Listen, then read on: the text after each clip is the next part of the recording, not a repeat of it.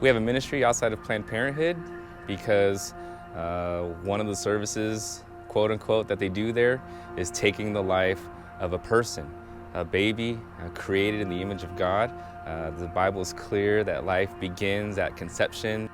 Even science affirms that that baby has its own DNA, its own personhood, and all the instructions it needs to become a living human being. My name is Ben. I'm with City Bible Church, and on this particular day, we arrive out there, and just like usual, we begin the morning with prayer. Our dependence out there is completely on God and the Spirit of God, because in our own power, we're not going to convince anybody to change their mind on this. Hi, my name is Jenny. I'm a medical assistant at Alternatives Pregnancy Center. So in the morning, I walked into work and around 9 a.m. and the phone rang, and when I picked it up, there was a woman on the line. Immediately after we finished praying on this particular Tuesday, as the car drives in, like we typically do, I hold up a flyer for Alternatives Pregnancy Center. The car stops, the woman rolls down the window, and I typically ask them, "Hi, how are you doing? What are you up to today?" And she answers, "I found out I was pregnant. I'm here to get an ultrasound." So I said, "Great, congratulations. I don't know if you've heard of Alternatives Pregnancy Center. They do all the services that Planned Parenthood does, except they don't kill babies. And I don't know what you think about the Bible, but here's a gospel tract. You're welcome to have that too, and I want to encourage you to read it." This dear woman said, "Thank you very much," and she pulled in to the parking lot.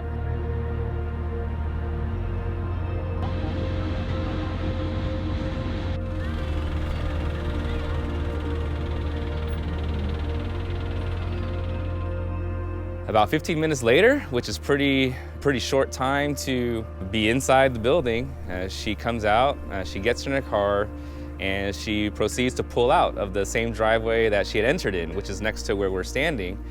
And the windows were tinted really dark, but I could see her make a motion with her hand as if she's going to call. And since I interpreted it that way, I held up a thumbs up, and if that was the case, I want to affirm her that that is the right thing to do. When I picked up the call, she was frantically crying, and she was so unsure of what she should be doing. So I asked her, "Can you pull over wherever you are?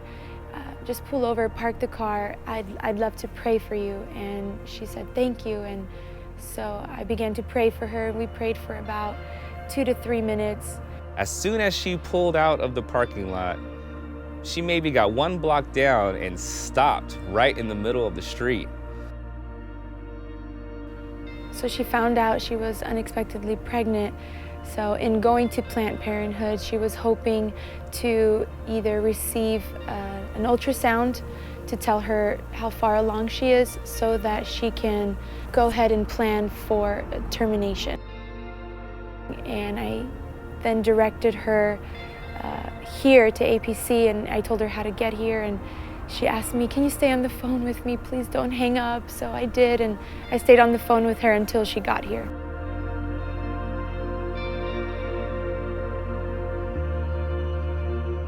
So typically a woman would come into the clinic for the first time. We would give her some forms to fill out online, and as she is filling those out, a client advocate would then come and meet her in the waiting room, introduce themselves. They're amazing. They really, their primary purpose is to get to the heart of the client, to preach Christ, to proclaim Christ in a very gentle and loving way, and as well as to educate the patient on her options. I left the sidewalk that day encouraged and praising the Lord for those opportunities. She felt so thankful, she felt so loved, and she was so encouraged because she was reminded in a very gentle and loving way of the immense love of Christ. I was running low on flyers for Alternatives Pregnancy Center, and so I texted Katie and Jenny, and I said, hey guys, we're out of flyers again, and I felt that way because I've bugged them a couple times. And I decided, let me just call him and tell him about what happened today. I was eating lunch with my wife, and Jenny called me, and she proceeds to tell us about how that day, earlier that morning, somebody had received an Alternatives Pregnancy Center flyer out in front of Planned Parenthood. They were going to get an abortion, and they decided, after receiving that flyer, that they would visit and contact APC. What you're doing there, it's working, it's amazing, it's not in vain. We had a woman who called our clinic this morning. She received a pamphlet. At some point, she gave this detail that while on the phone with this woman, she was concerned for the woman's safety, and so she told her to stop the car right where she was so she could pray with her. And in that moment, I remembered about the car that had stopped in the middle of the street and put their hazard lights on. And as I'm hearing the details, I'm putting two and two together, and I tell Jenny, like, that was us. We were out there this morning, and I know exactly who you're talking about. And we just had a moment of, like, that was God. And it was so incredible. Carolyn is next to me, she's crying. We were all just rejoicing.